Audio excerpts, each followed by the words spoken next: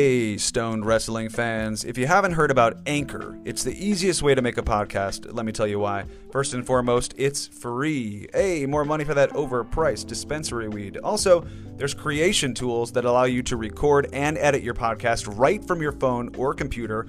Anchor's also going to distribute your podcast for you so it can be heard on Spotify, Apple Podcasts, and all that jazz. You can make money from your podcast as well with no minimum listenership. Yo, it's everything you need to make a podcast in one place. So download the free Anchor app or go to anchor.fm to get started. But maybe smoke first, because that's always good.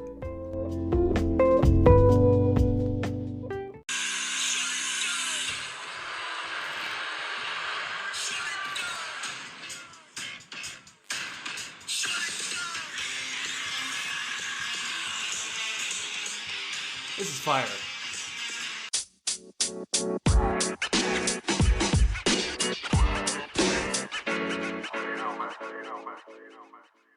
Hey everybody, it's that time again. It's time to get high on some pro wrestling on the 420 Wrestling Hour. What up? Yeah. It is the post War Games edition. It's me My over face easy. has been rocked. It has. Leon Ruff. Oh, he's not the champion anymore. But with me, as always, we got Arium and we've got JB Bad. Still in need of more nicknames. Yeah, what's your AKA? Do you have some? Got nothing. God damn it! This was your one. The Axe Man. I was hurling axes today. What about I'm AKA an Axe Man. Calf You could be the Axe Man. AKA. I'd have to pronounce it correctly to say that. Calf All Can. right? This is pre-show Calf inside Man, jokes. Calf Okay. Man. I am the Calf Man. I like calves. He's a calf man. Bow, bow. Yeah. Calf I'm man. not. Hey, I'm you're the not calf a man now. man. It's happened. You are the calf man. Stop that. It's You too like late. calves. It's too late. He's the calf man. Can't make love to calves. So somebody's out there trying. Folks, this is what it sounds like when we've been talking for 4 hours and smoking for 4 hours together. And then we start a podcast. Calf, That's right. Hey, calf man, what are you smoking on tonight? I hate you so very much. I will not answer to that. Too late. But I am smoking right now that smooth gelato. It's classic. A classic gelato. That's what we call a dessert strain, ladies and gentlemen. Like a natural turpentine. All the way from the parts unknown, we have Arium. Yo, Arium. AKA What are you smoking on? Canary, AKA the Canary, that's right. That's right. Yo, I am smoking on Obama Runts, baby. Still on it. Back to it, baby. Loving 45, it. baby. Yes, sir. And I'm smoking a delightful hybrid called Jet Fuel. Ew. Just like jet fuel, it starts you off real energized, and then you just kind of plateau off into this nice relaxation. Spirit. It's like the opposite of a War Games match. Yes. There you go. Which is a fantastic transition. Right? Segue. Yes. We have found the beginning of war game matches are the great time to have deep conversations. This was like happening. Bond as men. Absolutely. Yes. There's a lot of that going on in war games matches. While they're getting revved up, we're really breaking life down. Now let me take your line over, Easy. What were you high on in War Games tonight? Is that my line? I love it. That's your What line. was I high on this night in War Games? Guys, let's talk about it. Okay, Casey. It's the 420 Wrestling Hour. War Games, I was high on the show. I gotta say, I think what I was most high on, and this is from the top of the dome reaction. I have not thought about this. I think it was the women's War Game match. I think that was my favorite match of the night.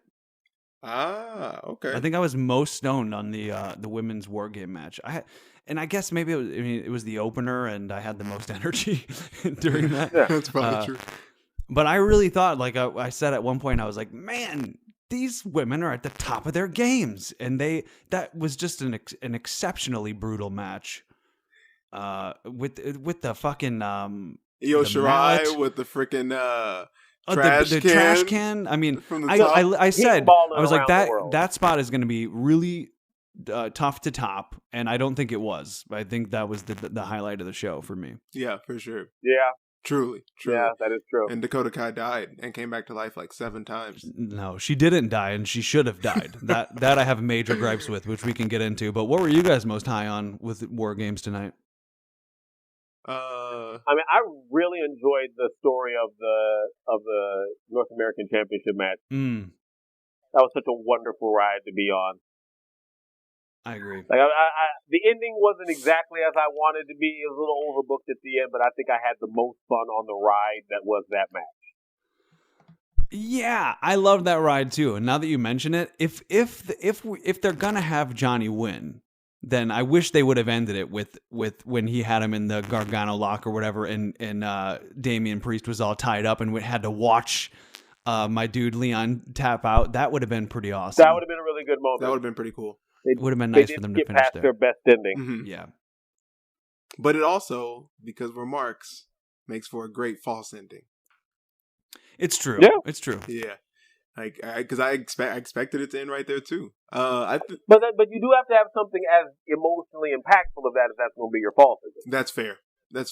You know. The ending didn't top it. In a well told match. Absolutely. Yeah. I think I was gonna say, just to be different, I was gonna say UE FTB, but truly, man, that women's match, I'm super high on it. I was super high going into it, just like these dope ladies, 4-on-4, like, and it was telling a story. Even if EO and Rhea kind of just got thrown in there at the end, it was just beautiful, man. And that move that we all three like yo'd on with Candice LeRae and Ember Moon into that like submission move.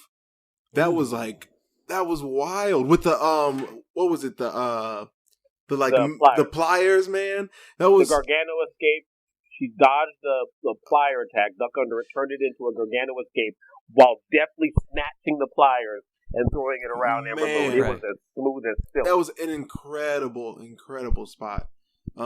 Yeah, man, I really love that match. You know, my only gripe on it was that one spot where they're going off the ropes, and I said to y'all, I was like, I don't like spots that look like spots. And JB, you even called out. You said you heard someone counting. Yeah, some assembly required for that spot. Yeah, those Tower Dude spots are hard. They are hard, but are they hard as much as they are worth it? Sometimes. Sometimes. If you can pull them off, like they're really incredible. Like, you know, like that Lars Sullivan, Ricochet, Velveteen Dream, Adam Cole, Tower Dude spot where they all pulled him off the ladder. Oh yeah. Like that. Oh my goodness, that was beautiful. Absolutely. But they don't all go that smooth. No. And when they don't, man, they look kind of janky. And the payoff's just it was almost like Humpty Dumpty went tumbling down. I was trying to turn it into a nursery rhyme like Lars Sullivan would have done. I hate everything that Lars Sullivan represents. Same. Two people here for sure. Like I feel bad for him, just the fact that he's done all those bad things and seems like he can't even apologize correctly, because I don't want to see a monster out there saying I'm sorry the way that he needs to be apologizing for the shit that he used to say. Like, if he ever got back in my good graces, I would never be intimidated enough by him for his gimmick to work. There's like no redeeming qualities, really.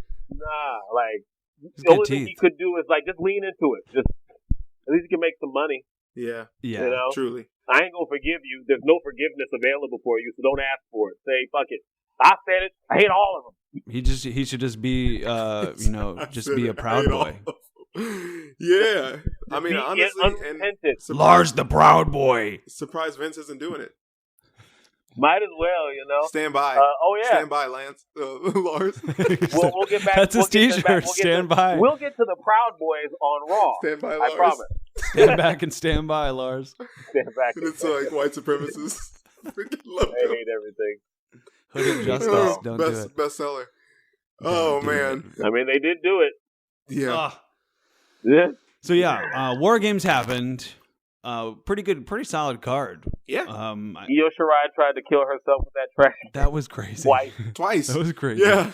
Off the top in a trash can, great spot, and then Dakota Kai curved or coup de grace her. Yes. And then having to like what? How did she weld her out of the can. Yes. Do you think that was planned for her to be that stuck in the thing? I don't think. I don't think they thought it Dakota through. was panicking a little bit trying to get her out of there. I don't think She's they like, thought it oh through. fuck, I can't do a New Zealand accent. Sorry, guys. Sorry, Kiwis. I love you. I wish I could live there in New Zealand, but anyway. Yeah, I have major gripes about the Kiwi in that match. She should be dead. Who was it who first busted out the mallet, the sledgehammer? Was it Ember Moon? It was Ember Moon. So that's a heel move right away. A mallet? Right to the womb, she cannot have children anymore. And like not in the Triple H way that Io would do later. Like Ember Moon cocked it back like he was holding Thor's hammer and drove Mjolnir right into Dakota Kai's stomach. I audibly gasped, like, "Oh my god!" Like that. Like I know that she didn't actually do it, but she was making it seem like she actually did that. So I choose to believe that she did when I'm in this world of choosing to believe. And then she follows it up, doing the same thing on the back of her spine. She has a fractured spine, no doubt, and she continued to wrestle in this match. It was incredible. The toughest Kiwi ever. How is she not dead? I mean, wow. She should be out there with Aleister Black and Rey Mysterio after they got thrown off the roof. Exactly. Back from the fucking Big boss dead. man hanging from a cage and all buried in cement. I kind of wish though, like if you're gonna commit to doing that, she should be dead the rest of the match. At least until the very end, and maybe she makes a surprise comeback or something. But and then the next night, be like she's out for 6 months with a fractured vertebrae because she got hit by a mallet in the back. Like what the hell? Anyway, what the hell? That was my major gripe with my favorite match of the night. Yeah, but I came away loving everyone in that match. Mm-hmm. And even I think even got Raquel. Even Raquel getting the win. I did not see that coming, and I was like, "Wow, she's big time." Yeah. Mm-hmm. No Tamina there. 2 bowls up. No Tamina there. There were a couple people meaner than Tamina in this match. Let's just say it. The T-shirt can't sell anymore. Yeah. What else was on this card worth talking about? You want to talk about the strap match? What do we think? Oh man. Please be over. For the love of God. If it's not over now, I mean, come on. I love you. I am in a relationship mentally and an affair with Cameron Grimes. I love this man. He is a hairy little shit, and it's the greatest thing ever. I love it. But like, please, just let us move on and let him be entertaining somewhere else. Let Dexter Lumis get a shot at the title. You know, whatever. Like Dexter's got to be done with the comedy for a while. Yes. Please. If it's gonna be something worth showing, he has to be done with the comedy.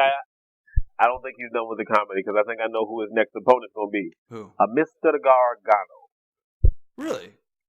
I think so. I mean, they're both coming off wins.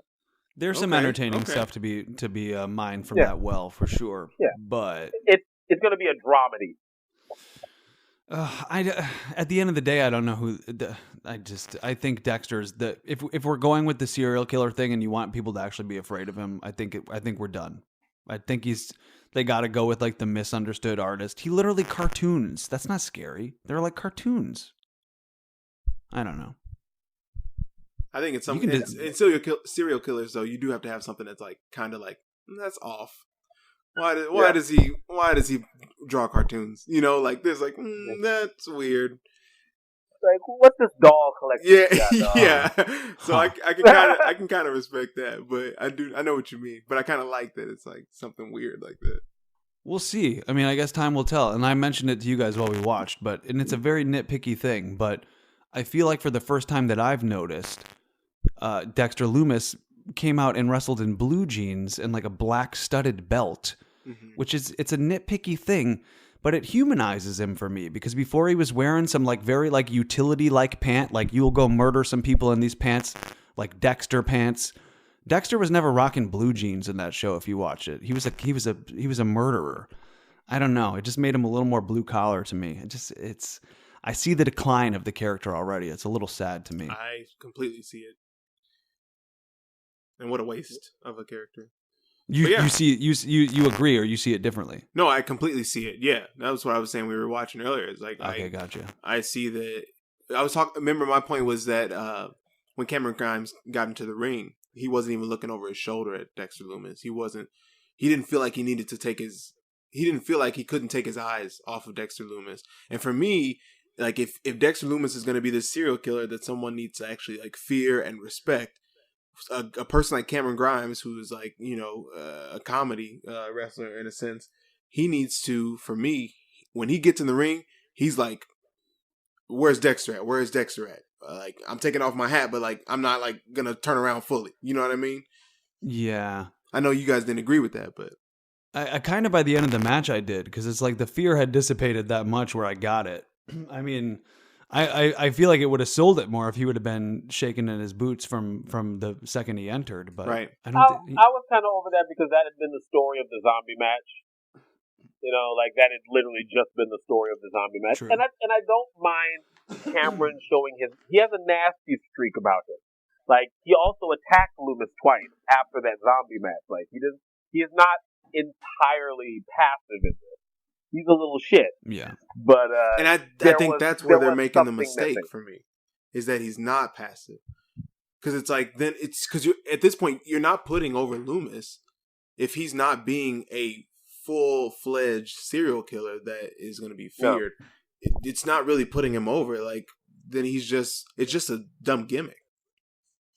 Yeah, I'm not in love with the gimmick. It only made sense really with the zombie thing. I enjoyed the camp. And like, I just think this whole feud is overexposing the Lumis character. Absolutely. Like, it isn't that deep. Yeah. It shouldn't be in a multi-month feud with layers because it's not that deep. But it could be, and that's why I think I'm confused. Yeah, I liked when he was showing up in people's matches and stuffing dudes in trunks of cars and shit. Like, that was like, oh, what the fuck is this guy? Keep it simple. That's a simple thing. Yeah. You know?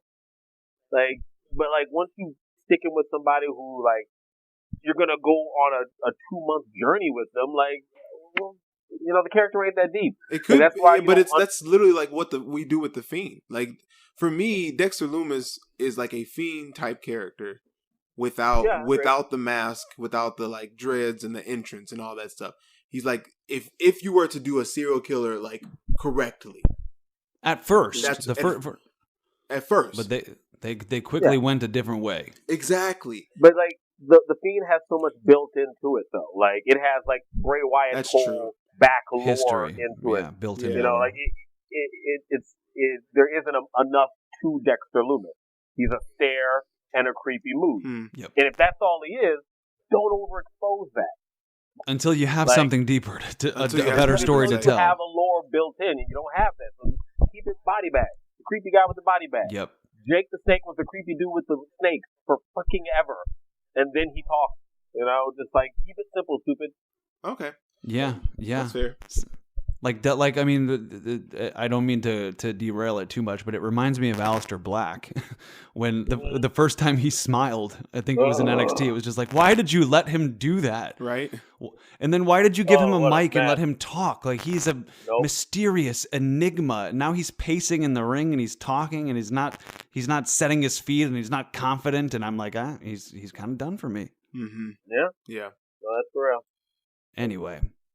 Then we had so we'll see how Dexter Lumis can rebound and where the charismatic cowboy will go, because we like both of these guys at the end of the day. Yeah, we do. There's some potential for both of them. Yeah, once again, I'm in love with Cameron Grimes, and our love will take us to the moon. And we're talking you smoke about up for that move for that match.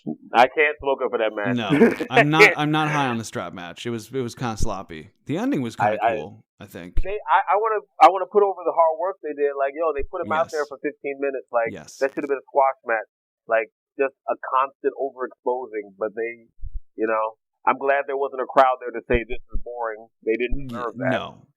We all kind of groaned when the bell rang because the match they'd already been fighting on the outside for like 10 minutes. It was like, oh god, it hasn't even started yet. But that ending was smooth as fuck. That's what I was saying. The ending was smooth. Good shit. They worked hard. They tried, but we were not high on it. We had to smoke up again afterwards to get back, not low.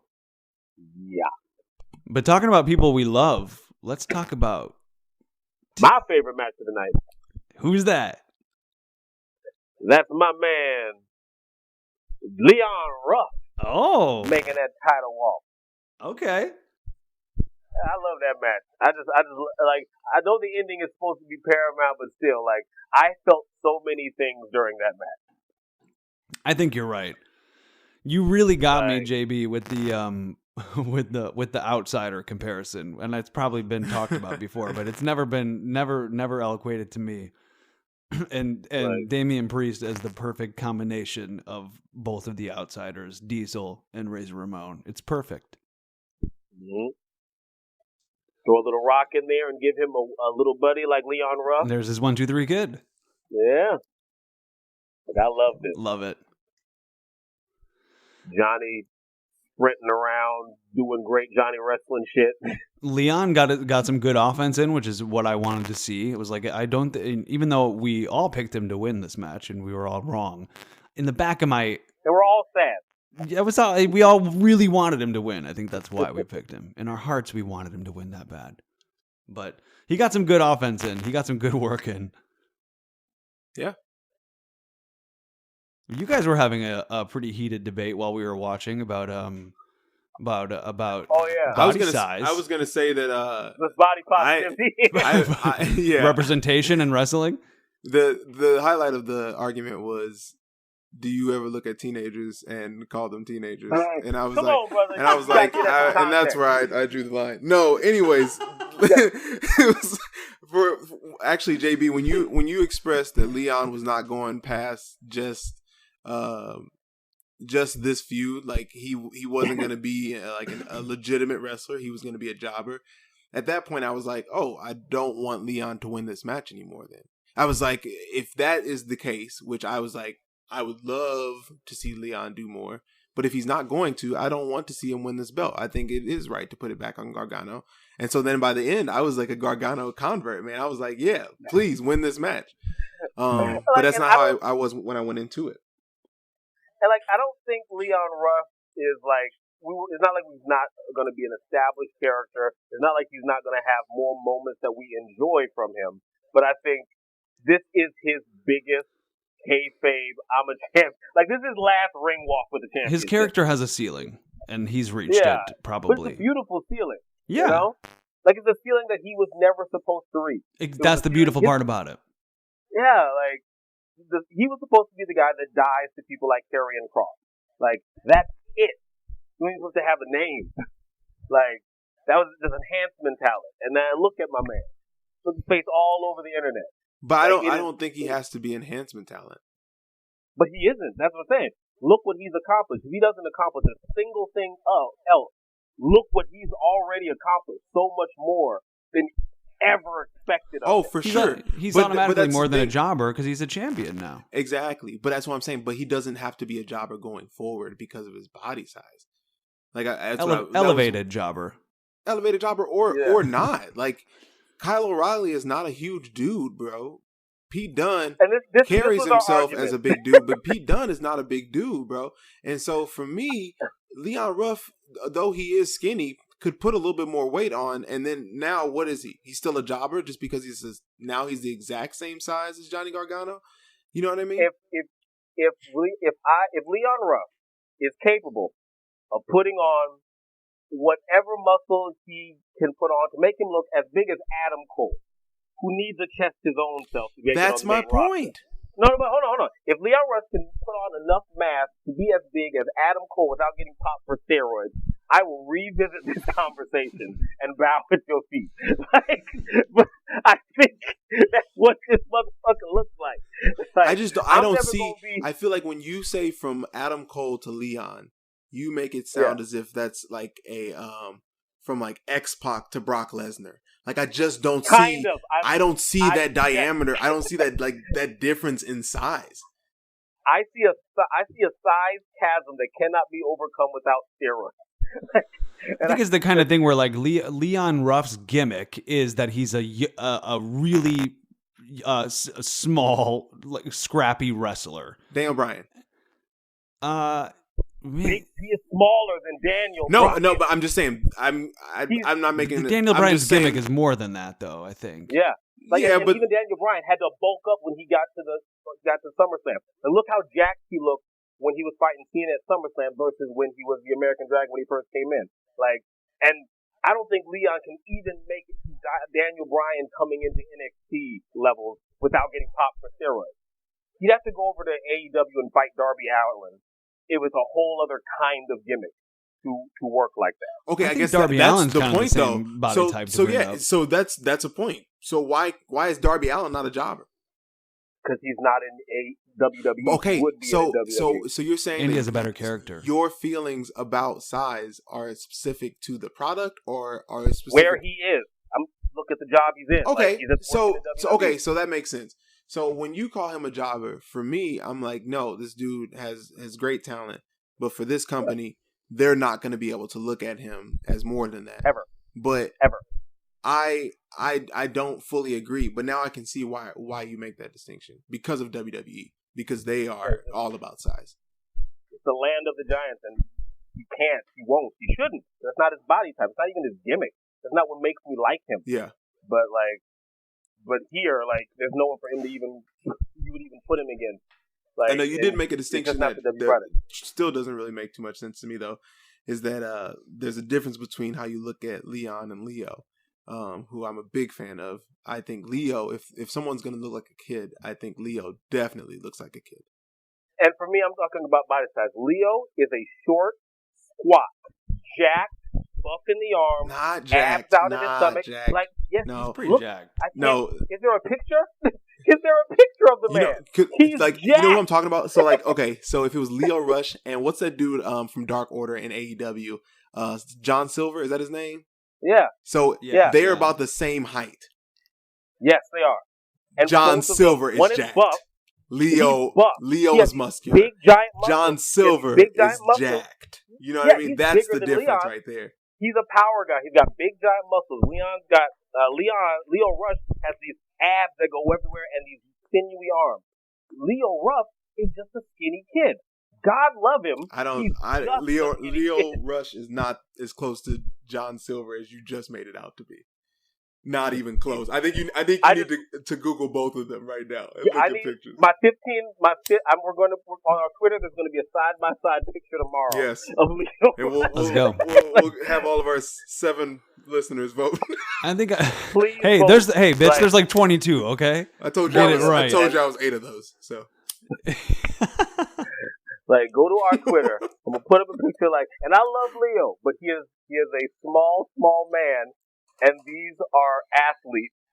Check it out on Twitter tomorrow. Check it out on Twitter. And obviously, Leon Ruff is an athlete. He's a he's a superb athlete. But as far as looks go, go, put some respect on his name. Well, you know what? I'd say that shit to Bobby Lashley. I will say that shit to Leon Ruff. That's fair. I mean, I'm not honestly. There's not many wrestlers that I'm engagement as well. Truly afraid of. He is not. I wouldn't say anything to Leo Ruff. ACH stared me down at a freaking AAW show. Did I tell you about that? You told me about that. Yeah, because you were bored. bored. Tell you about that, JV? Because you were bored. Nope. Yeah, it was. Honestly, it wasn't even ACH's fault. He's a freaking worker. Shout out to ACH. But the card was way too fucking long. And by the time they got to his fucking match, I'm just I'm fucking bored. And I just was I guess staring out into space. You probably yawned, dude. You probably yawned. I probably yawned. You know me. I'm yawning. And disrespectful. I know. And ACH just looks at me. I think I don't know who his opponent was, but TJP. Come damn. on. Yeah, TJP, it was a dope. Honestly, it was a dope match. But I was tired. It had been a long night. It was a long night, and I'd been drinking beer. And I guess I looked bored, and ACH looks at me, and he just stares at me, and I'm like, "What?" And he just stares at me. He doesn't say anything. It's so awkward, and then everybody looks back at me, and I'm like, "Am I a part of the show? What did I do?" And then he breaks away, and then 30 seconds, he looks at me again. I'm like, "Oh shit! I'm about to fight this guy in the parking lot." Oh my gosh! Luckily, nothing happened. He won the match, and I guess that was enough for him. But yeah, I got stared at by ACH. Shout out to ACH. You better get more excited. Oh my god! Next time, I guess I will. Oh my god! You better pop. Oh yeah, It's an interesting but, debate. And we'll see what what NXT does with Leon Ruff in the future. I tend to think that he's gonna go and win the Cruiserweight Championship. That's my prediction. I'd like to see it. Dustin Parrish is the Cruiserweight Champion. Is that what you think? As if the Cruiserweight Championship is Enzo? anything yet. He's a cruiserweight. Yeah, I know he is. So is Adam Cole. So is half of the NXT roster. They'd admit it. It's technically true. Tony Nese, yeah. See, back when the Cruiserweight Classic was happening, I thought Tony Nese was going to be such a big time guy. I was wrong. Then he just got jobbed cosplaying as Pac. I know. Neville. What'd you say? The guy cosplaying as Neville. Pretty much, yeah. But he's bigger. He moved like a cruiserweight, but he kind of looked like a heavyweight. I just thought he had great potential. And now Pac is bigger. Pac is definitely bigger. Yeah, I guess you're right. Well, he's a bigger deal too, and that worked out for him. He is a bastard. What about you? All right. Well, what do you guys think about your favorite face? Oh, Timmy. This is who I thought we were going to talk about next when we were talking about who we love. Yeah. Timothy Thatcher, ladies and gentlemen, listeners of the 420 Wrestling Hour, is a babyface. He's a good guy. Timothy Thatcher didn't deserve what happened to him. No. He's a good man. Ciampa's an asshole. He's a great guy. I was the only one that wanted to see Ciampa win. He's an educator. He takes time out of his schedule to teach students. He's a hard-working guy. Just so you know, Arium doesn't support the teachers. I want you to know that. He hates unions. He hates teachers. He thinks y'all should pay for your own materials. He thinks it's right that you have 35 kids in your class. Mm-hmm. You know, he doesn't care. That's right. Timothy Thatcher is a teacher. And Thatcher says, I don't want any trouble. Doesn't he? Not in front of my students. Exactly. Not in front of my students now, all right? You just get out of here. You hear? You just get out of here. You didn't even pay for my class, all right? Like, this valuable time you're stealing from my students. I don't know. It's hard to describe now when I'm not watching the match, but there's just something so innately lovable about this guy to me.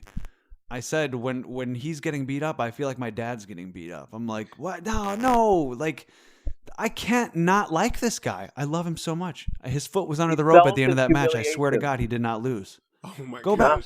There needs to be a challenge in wrestling. They need to throw a challenge flag out. His foot was under the rope. I refuse to not believe that. Who throws the flag?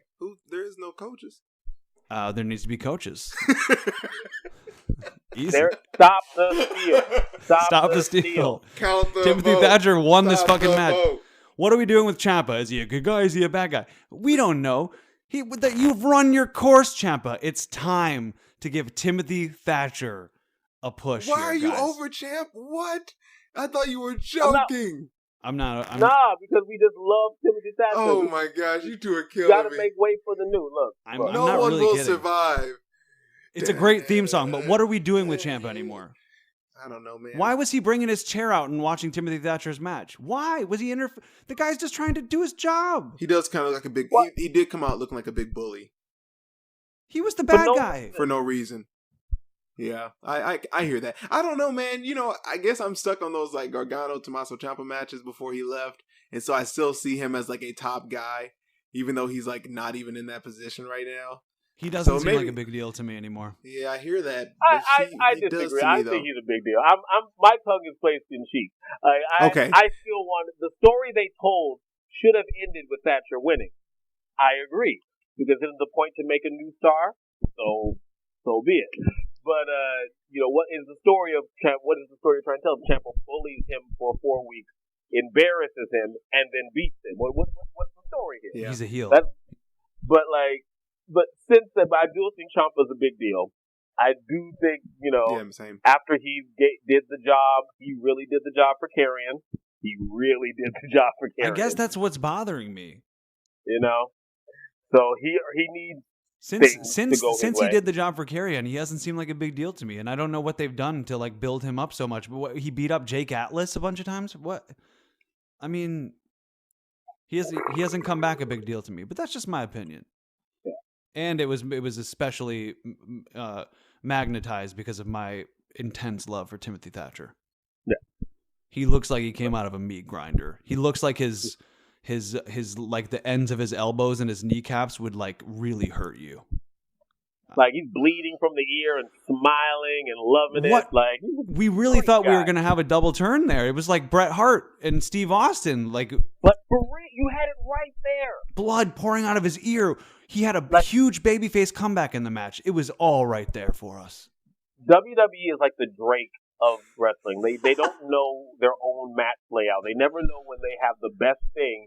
And Drake doesn't know what the hook is of his song. I fucking love He Drake. always repeats the. Huh? I fucking love Drake. Drake doesn't know the best parts of his own song. I fucking love Drake. Go Like, go always- further. I don't know. Drake always has the most boring part of his song as the hook, and the hook he always only does one time. Case in point, God's Plan. What is God's Plan? Has one awesome part, singular part that's awesome. No new friends. No new friends. No new. Nah, I'm talking about God's Plan. You don't really love me. I tell you, I only love my bed and my mama. I'm sorry. That's a cold ass part. Yeah. And he says that one time. And what's his hook? God's Plan. God's Plan. That's one. That's plan. one song where he has 2 words being his freaking chorus. Like he never does No, I'm that, saying, bro. but like, What about he Isaiah always Velasquez's he theme always song? That's misses my the favorite. best part of his Yo, song. That's the that most shit endemic. is dope. On Which me one? for real. Came through, that's all me. That's my That's favorite. That's all me. I No fuck with help, Fancy. that's all me for real. Yo, shout out to The Isaiah one Velasquez. the one I begrudgingly like is that Fancy. heel has stared me down a couple times at freelance too. Yeah. Oh, that one. Yeah, They all have one time or Big the up other. Freelance. yeah, I'm obnoxious at freelance. hell yeah. Okay, so I don't know if we even said we smoked up or didn't for the. I've the definitely triple smoked up threat. to that match. But Oh, I think yeah, we all fuck smoked yeah. up for the triple threat, so that was a given. But I smoke up for the Tommaso Ciampa Thatcher match too. They got it wrong, but still, it's a beautiful match. Mm-hmm. And I want to throw out the caveat is I'm still a huge Ciampa fan. I think he's great. I just think the character is not as good to me anymore. That's all. That's my main little point. I hear that. And Tim Thatcher needs to strap the rocket to him, but they won't. I don't know about the Rocket. He'll be in another tag team with somebody mid-carding. Maybe like a pogo stick. I hope his he turns his students into the new Nexus and they just run over NXT. Ooh. Wow, that came off better than I thought it was. I was just I like it. Let's That would do be it. dope. And then we can build each of his students and give them little characters. They won't do this, but I hope they do. Honestly, that would make sense with the loss then. I'm bitter. And I love I'm factions. bitter for Yeah, my man. so he loses, so he starts a freaking faction. Yeah. And He needs to becomes- like get That's a somebody get-go. more legit to be one of his students, like somebody, you know how like Daniel Bryan gave a lot of shine to what's his name, Drew Gulak, by letting him be his trainer. Yeah. Something like that needs to happen to give his group more legitimacy. But I could For go sure. with that if that happened. How'd that work for Drew? Was that How'd that work out for Oh Drew? jeez. not very well? Oh jeez. Oh jeez. I think he got fired and then rehired again or something like that. All right. So All right, main event. Hey, he's been a 24/7 champion. I don't know what the fuck you're talking about. Yui. So is Pat Patterson. Rest in peace. Oh, Yo, yes. R.I.P. Pat. Dude, that needs to be discussed. Absolutely, and We we got will. that. We will on the. Well, I mean, go ahead. It's Honestly, a big part of literally every it's a other little show part. except this. Yeah, they Absolutely. even. I mean, Jim Ross even mentioned it on AEW, and Tony mentioned it too, and I was just like, yeah, class acts, man. Like, You have to. no, you yeah, have to. you had to. It was special.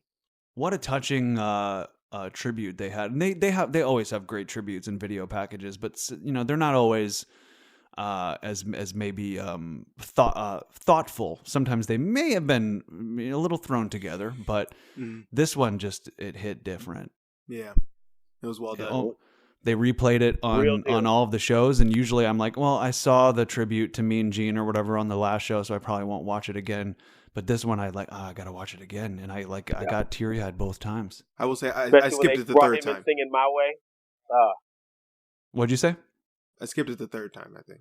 Well, it becomes too much after a while. Yeah, Jeez. yeah, for sure.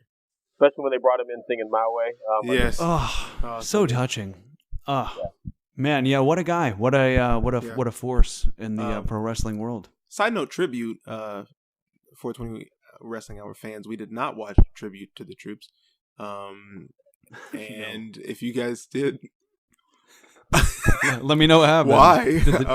No, I think the troops won. the troops Why won. would you counter program your own papers? I don't understand that. Wait, it was happening while? No, it was like this afternoon. I think Bianca and Sasha were on the team against somebody. I don't know. It's like, what? I don't want to talk about it. Don't care. Yeah, anyways.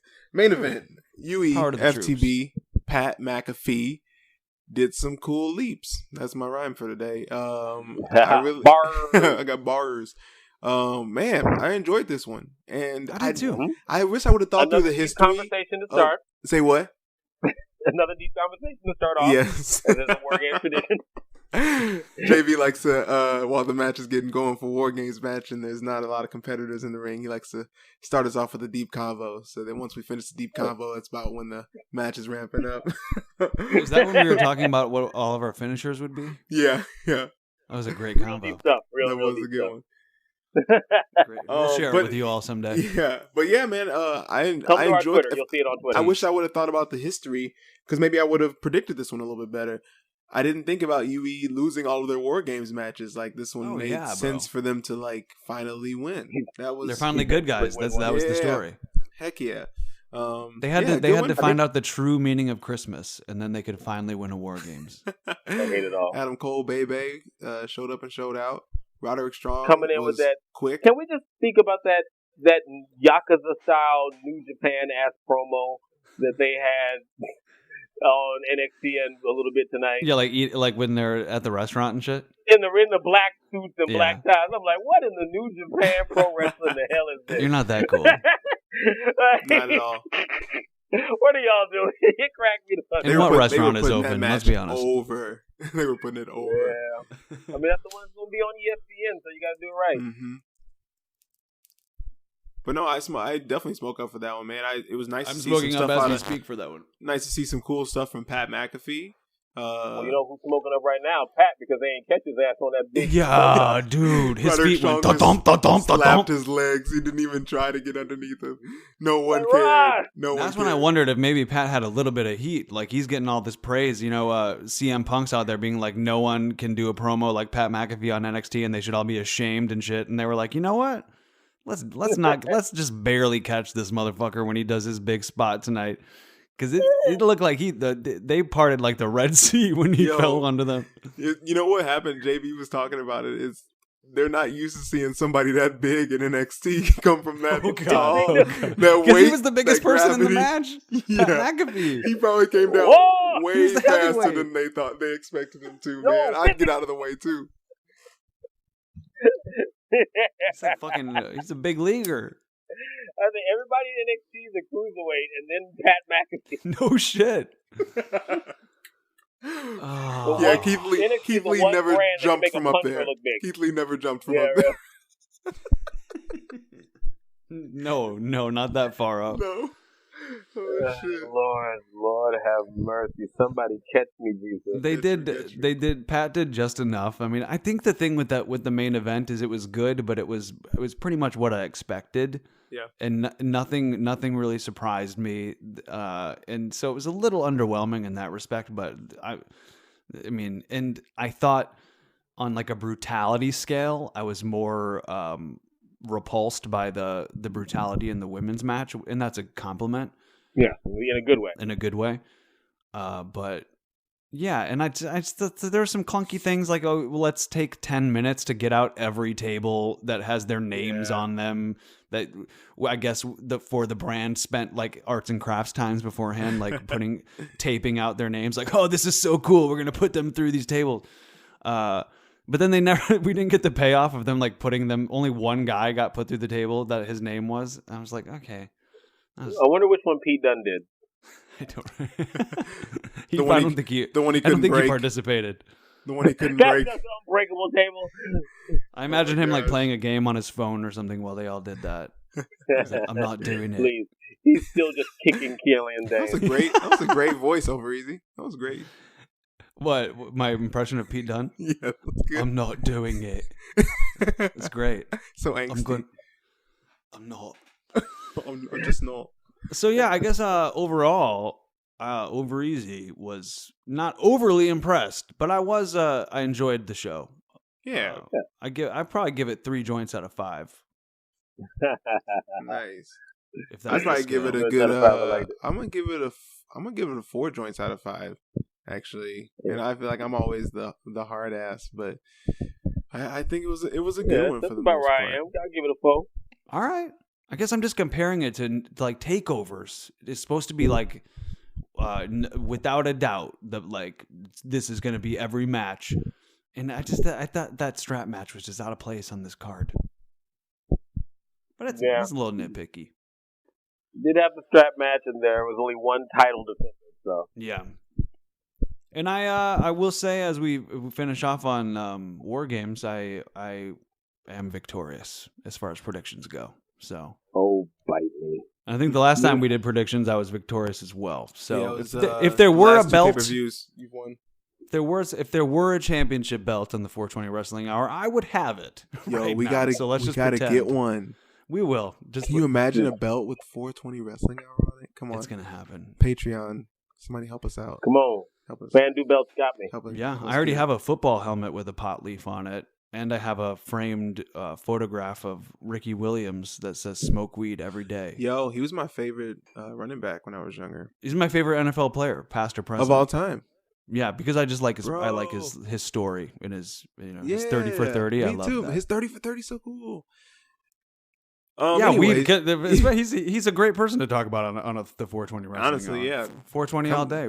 Yeah, Ricky. We'll interview you. Whatever, We're man. Branch He out was to on my other fantasy things. team the time he decided to quit playing football, so I ain't got nothing for that, bro. What'd you say? He was on my fantasy team the time he decided to just quit playing, so I ain't got nothing for that, bro. That would have burned me too. I got to be honest. Yeah, I was mad as hell. I believe that. I wouldn't love him so much if that was the case. Like, you're going to take off your helmet for the interviews, dog. What are you talking about? Oh, man, I wasted the first round pick on this guy. He had the talent. But the Shia LaBeouf of running back. I love that.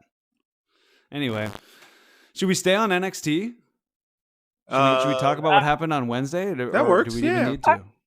I mean, there's a couple. I feel like most of it culminates at the exactly pay-per-view. Like, I don't want to get the impression that we have to talk about every match on every show. We can just talk about the things we're most high on, and if we naturally talk about everything, we do. If not, we don't. But we got all the payoffs of everything. I will say one thing of NXT that I did want to discuss.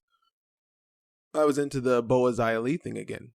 It was kind of interesting. It was kind of weird, and it seems is this a debut of someone? Like, I think so. Yeah, this lady. Yeah, or whoever. and it's like I haven't heard any whispers, and sometimes I try to look at a lot of different wrestling articles, and I feel like sometimes who's been signed or who's like in a performance center that may be moving up to like making a match around NXT, but I haven't heard of anybody, so I'm very interested in who this is. I love anything with lore and mystery in wrestling. That's the shit. So as long as it continues to be interesting and maybe pays off in a fun new character who is running this little stable or something, I'm game. We'll see what happens. Absolutely. And they did do the Atlas thing with me again on NXT. Yeah, what is going on with Jake Atlas now? Because clearly they're trying to push the guy again. Right. But they're And they were also kind of trying to highlight why he was had such a connection to Pat Patterson. Did you notice? They won't say it. They won't say it. So I wasn't dumb. I wasn't imagining that they were talking about that kind of a lot.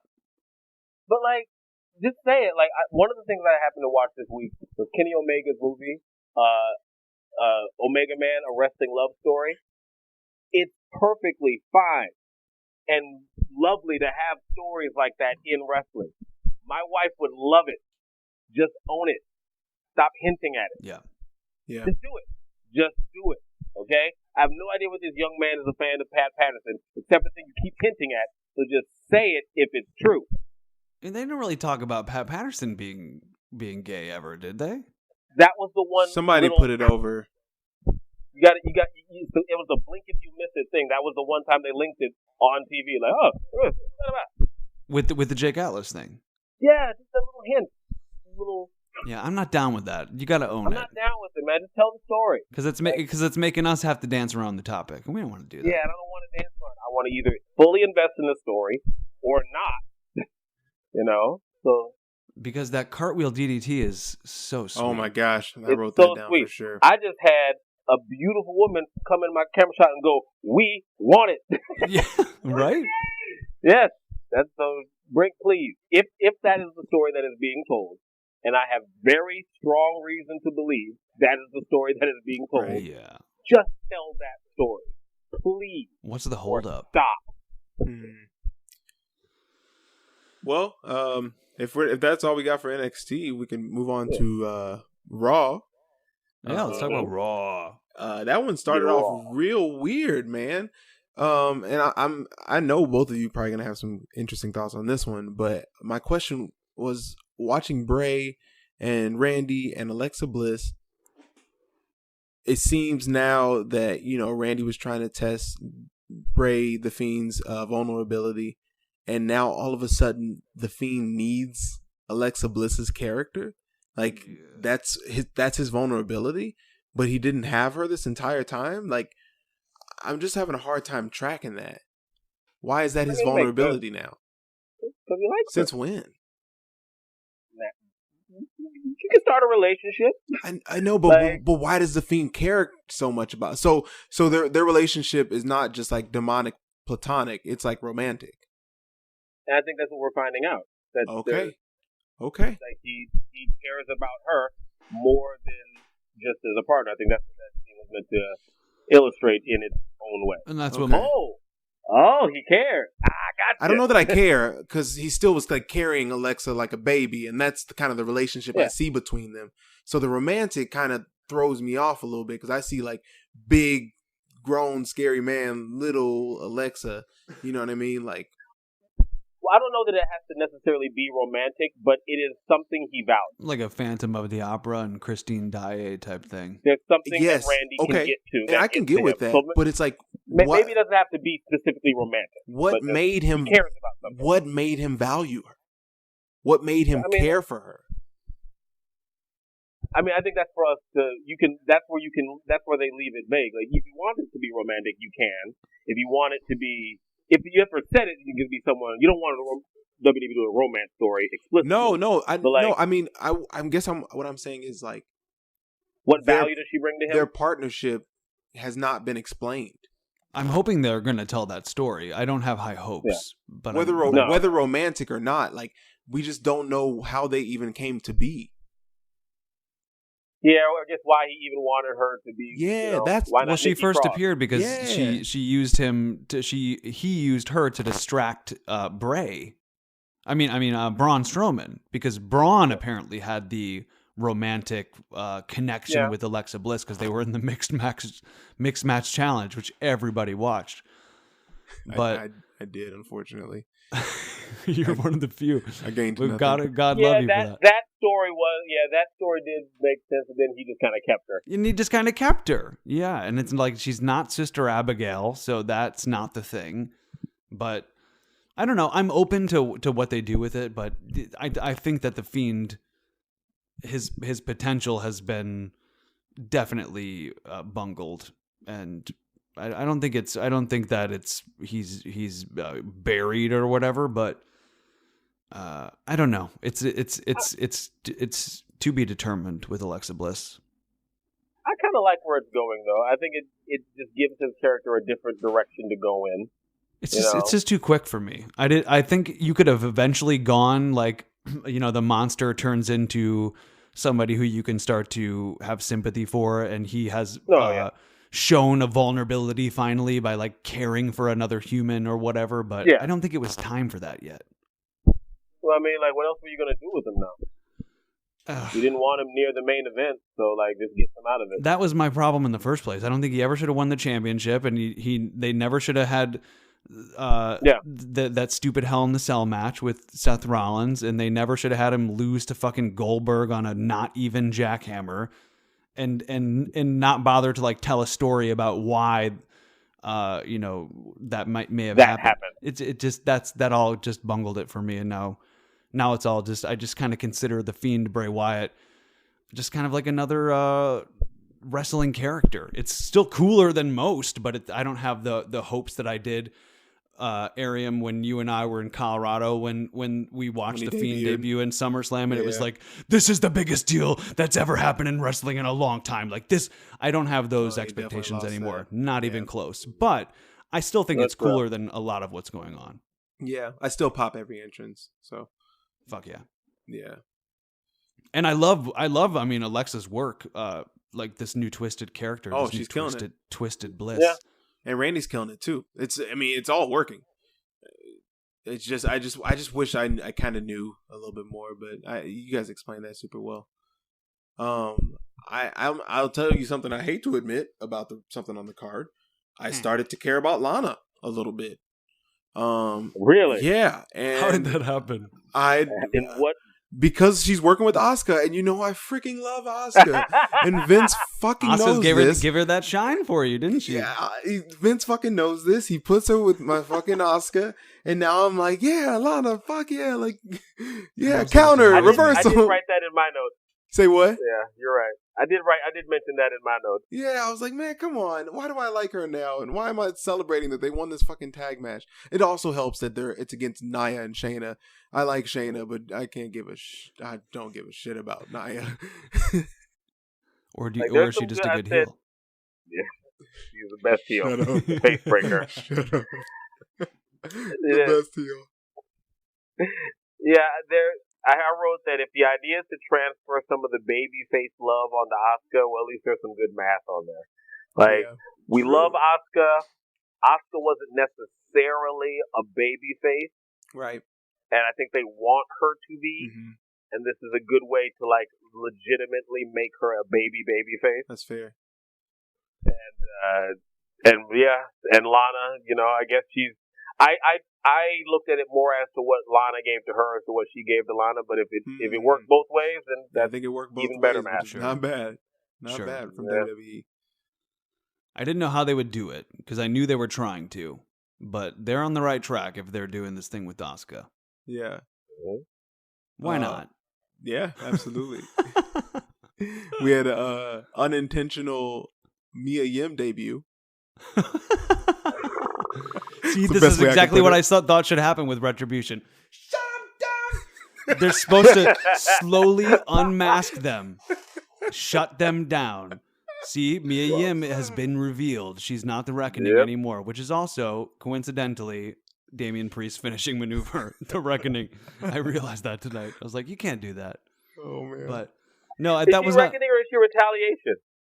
She's Reckoning. No, she's Reckoning. She's not even the Reckoning. I think she's Reckoning. No, she's Reckoning.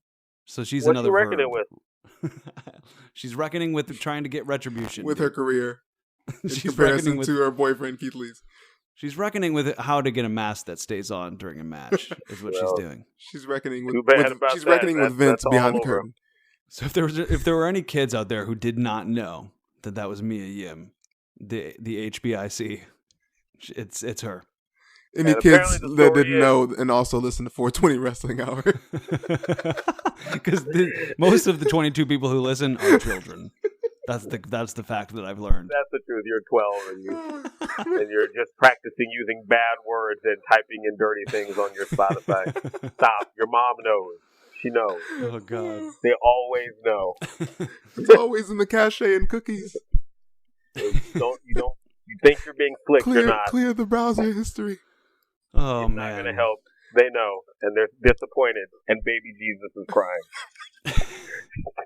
All right, so we had a dope triple threat.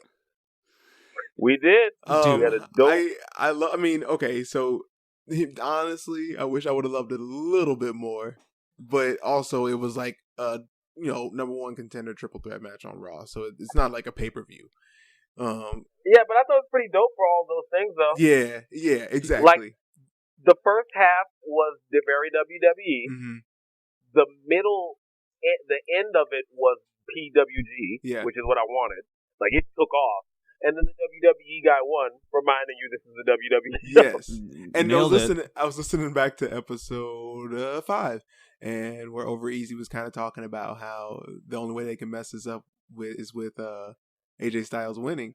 And they did it, but I also think that needed to probably happen. Well, that's what I clarified right after I said Yeah, that. you did. I was like, well, actually, it makes sense if AJ wins, and that's probably what should happen because you want to build the other two guys a little bit more. Exactly, because then it's like I wouldn't know out of either one of them who to pick. Yeah, we're marked for those guys. We want them to win. Yeah, that's why I had to go with AJ because I would love Riddle to get a match or Keith Lee to get a match, but exactly, we want McIntyre to win at this point. We don't want him to drop it again. And I take it back what I was saying about Riddle being a babyface. He's back on his heel shit. Yo, how high was he that entire show? See, I heard a lot of people talking about how hateable he was in that episode, and I thought he was lovable. He was on his heel shit on 1,000%. Oh man, back on his bullshit. He was back to back on his bullshit, talking about Drake. So dumb. I loved it. Oh man, motherfucker was about to three-peat on his bullshit, back to back on his bullshit.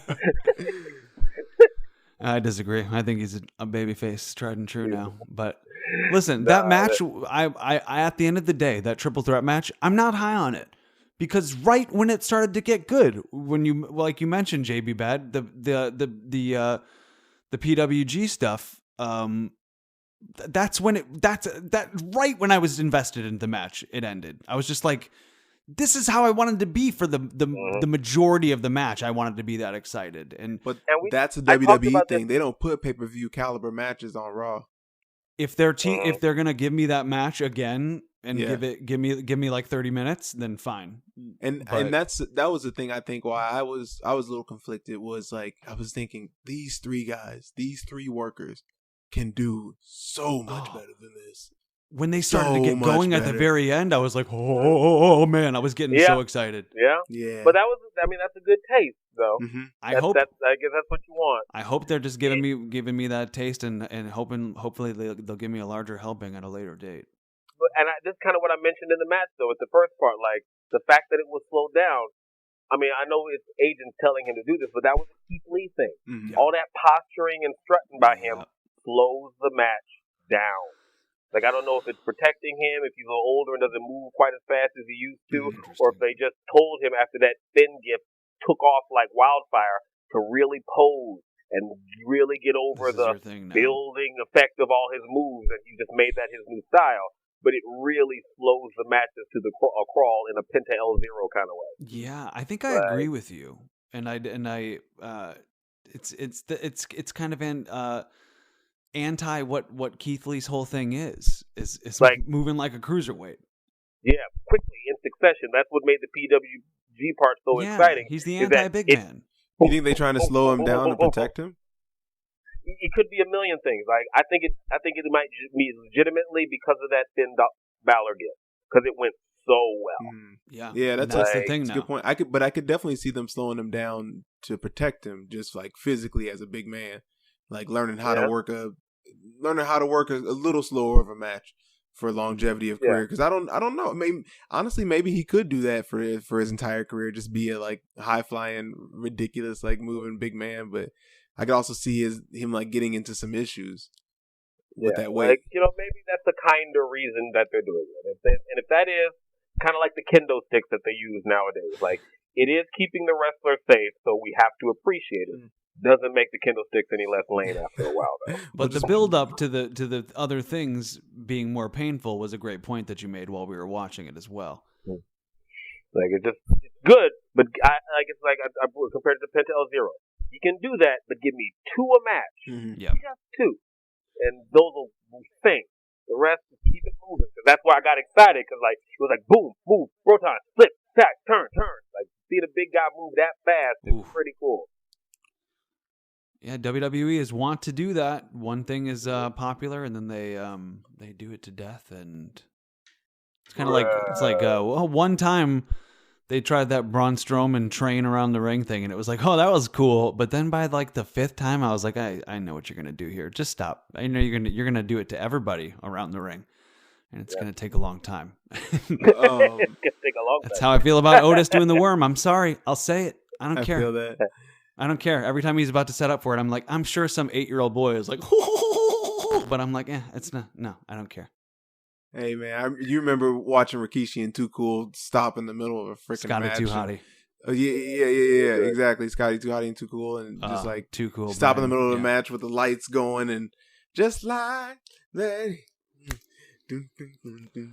And that's the thing. Otis was doing an impression of Scotty Too Hottie in the PC, and it went viral. And they were like, "Well, that's your new gimmick." And now it's just like, okay, boom, too far. Joke KO. It's not for us. It's for the kids. We could finish talking about the rest of the card, which is I don't think any of us cared about that main event match. You guys don't want to talk about the Symphony of Destruction? Oh my gosh. I legitimately skipped over that for a reason. I'm so upset that you even mentioned it. Elias electrocuted himself. It was awesome. Oh my gosh. Let me tell you something. I actually wrote down about this. Samoa Joe gave Elias the edge in predictions because he has a better knack for musical instruments. I quote, a better knack for musical instruments. Hey, Jeff Hardy's a musician as well, so that's why it was a match. Playing that tambourine after he busted his head open. Okay, that's the spot, right? I hate that we're discussing this. Come on, dude. Not much discussed. He's swan. Why is he still doing this shit? He's 48 years old or something. He almost died. He should have. He's got to stop. Gotta stop. And he plays the tambourine. That was the most Jeff Hardy thing ever. I do want to throw something out there about Retribution. Please. Shut him down. It might, and well, stop it. Come on, give it to us now. There we go. Shut him down. So good. It might be on Ali to make this work. He tried after the Mia Yim match. He yelled at her, and that was some nice drama. Yeah. He's really I think as I watched him, I'm like, maybe they are giving him enough rope to do this. Maybe it's on him to just be more magnetic or really try to find a way. Because they're giving him, I think, enough cracks at this to turn it into something. I don't know what that thing is, but it might be on him to find it. And I think he can. Yeah. If you don't, I mean, he's working really hard on social media too. The things he's putting out, very kayfabe. And on the non-primary programming like Raw Talk and stuff like that, he's putting in the work to get this thing over. And keep at it. But it's what's their plan if they don't win? Listen, they have been winning. He beat Ricochet. He did beat Ricochet, but then Reckoning lost. Reckoning. Well, that was because she lost her match. I think that was a call on the fly because her match fell off. You don't think she was supposed to lose? Not so if they were supposed to put it on the fly, then why wouldn't they just on the fly Reckoning win still? No, on the fly she was supposed to win, then her mask fell off. I think I've heard from the dirt sheets that it was like fuck this, forget Kaiser back. Oh, really? and he was pissed, so he made her lose. Oh, yeah. Okay. Well, so I think there was a plan for 2 Retribution wins that night. I don't know. But that's really strange if that's the case. Because but Ali came in and cut a promo. You think all of that was on the fly? No. He cut a promo. Didn't he cut a promo after the fact? Yeah, exactly. After the match, after she lost, but he wouldn't have yelled at her if she won. On mic, I don't even remember that part. Yeah, Ali came in. And I must have kept it moving. I was like, "You don't lose. We can't lose in Retribution." Blah blah blah. And after the match, do you remember that? And Mia Yim was just sitting on her knees in the middle of the ring. I missed every bit of that. No, that happened. I'm pretty sure that was supposed to happen. I think that was supposed to happen too, just because of that moment afterwards. This is what Ali put on Instagram right after Raw. He said, "I don't care for opinions, just facts. Retribution has won 3 out of our last 4 matches. Last night on Raw, Retribution was featured on 5 segments, and Retribution is consistently in the top 4 highest views each week on WWE's YouTube channel." He just cares for facts. Retribution is here to stay, I'm here for it. Some weird heel shit right there. They're just facts, guys. They're just facts. Oh man, I care about that as much as I care about the Symphony of Destruction. They hate it all. Listen, I care about Retribution a little bit more than the Symphony of Destruction, but we don't have to talk about it anymore. You know what? I just do want to mention real quick. Cedric and Xavier put on a dope match. Like, that was good. Not a big story being told there right now. I mean, maybe at some point it will be something, worth noting. I like New Day in her business. feuding. Yeah, but it's also like it's not. It's very comedic at this point, which I mean I dig. It's nice, but it's not like the most exciting programming. But anyways, the match though was excellent. Like they just both reminded, I feel like, me that they could like work and they can really go. I love Cedric. Man, same. Ever since that Kota Ibushi match in the Cruiserweight Classic, that's like one of my favorite matches all time. Great man, great stuff. Anyway, yeah, Raw was Raw. It was okay. Yeah. AJ got carried out by his bodyguard, which was pretty cool. Hilarious. Hilarious. That was a funny image. Sheamus looks like he's a good guy now. Sheamus straight up good guy. I guess we're doing the group, and I'm okay with that. He was interesting too in Miz TV. Yeah. I enjoyed listening to him. And Yeah. Miz is phenomenal, man. Miz is just phenomenal on the microphone.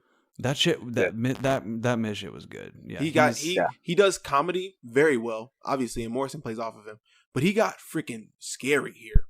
Like, he got loud and aggressive, and it was, I don't know, man. That he's just really, really good on the microphone. He's got that side he can turn on. Ariam's afraid of the Miz. He is the one fan that's afraid of the Miz. Yeah, I am shaking in my fucking boots. He's afraid of the face of USA Network. Miz and Mrs. Please don't ever visit me.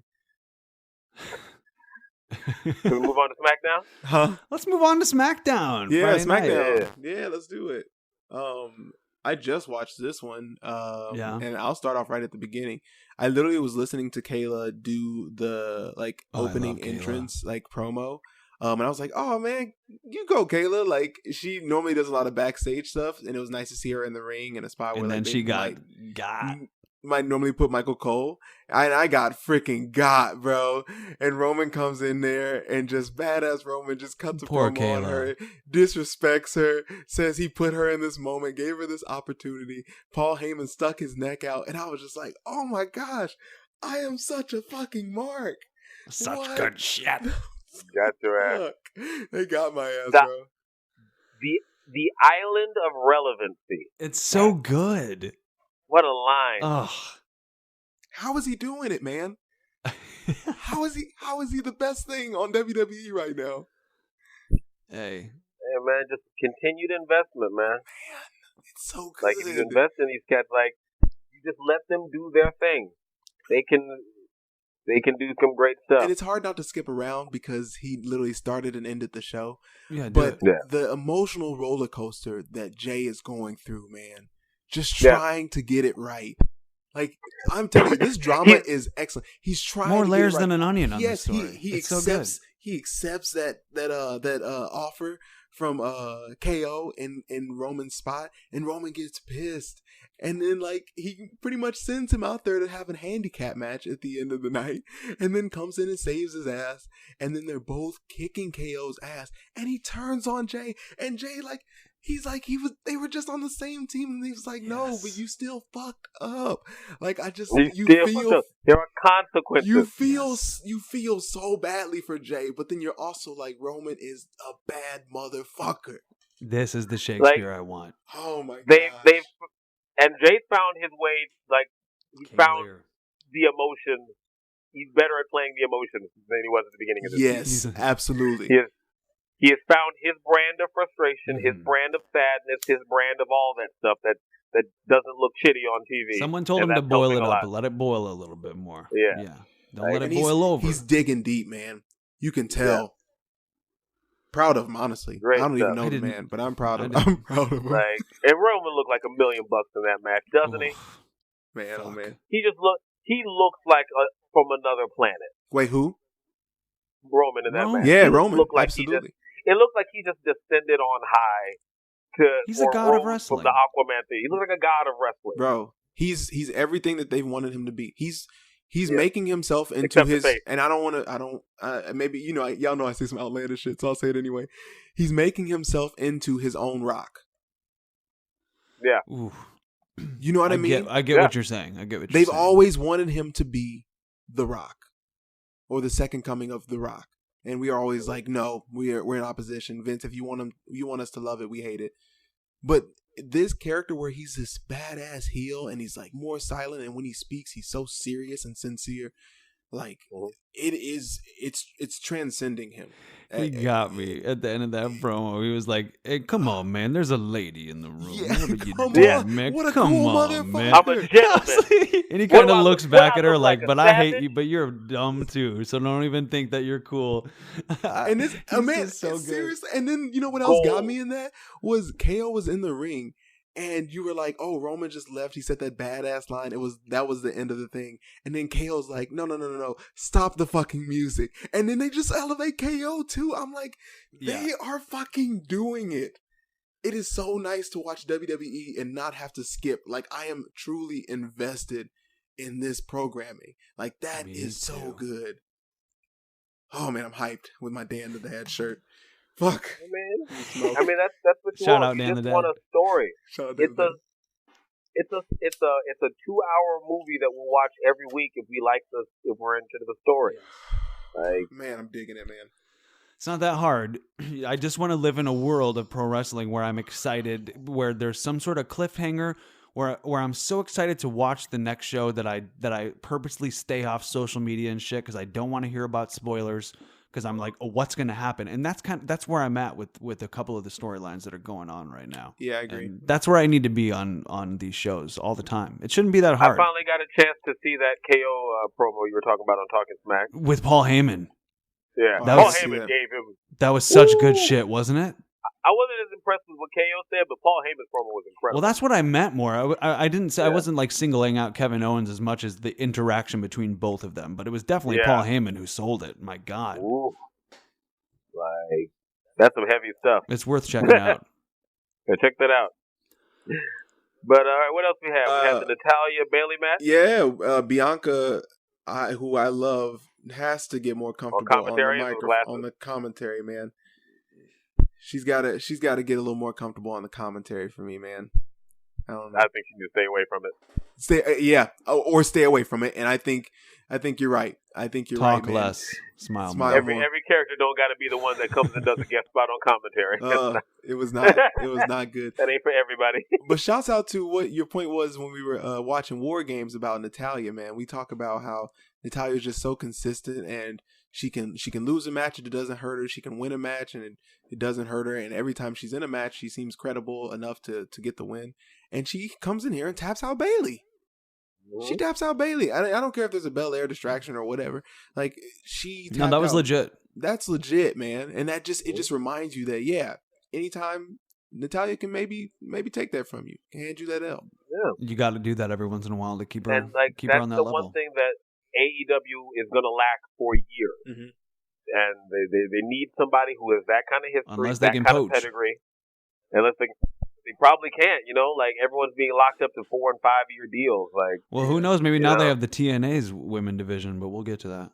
Oh yeah, with but like Jordan but that's Grace kind of more of the same problem though. Another set of people that wrestle a different style getting thrown into the mix. Now more talent per se, but like it's the thing that Natalia brings to WWE is that uniformity of style and training. She has trained every big female wrestler that you're seeing now. Yep. And you're going to see for the next 10 years. They were trained and brought through, taught, this is how you sell, this is how you think by her. By the boat. And you don't have anything even like that in AEW. Like, Bumper Fit's as good as Natalia. You don't have anything like that. You don't have anybody with that kind of pedigree. True. Like, Thunder Rosa's trained a couple of them, but like, just a couple. Kenny trained the first champion. I don't know who trained Sheeta. Like, she was trained over in, like, yeah, I get your point. Yeah, I think you're right. Really good point.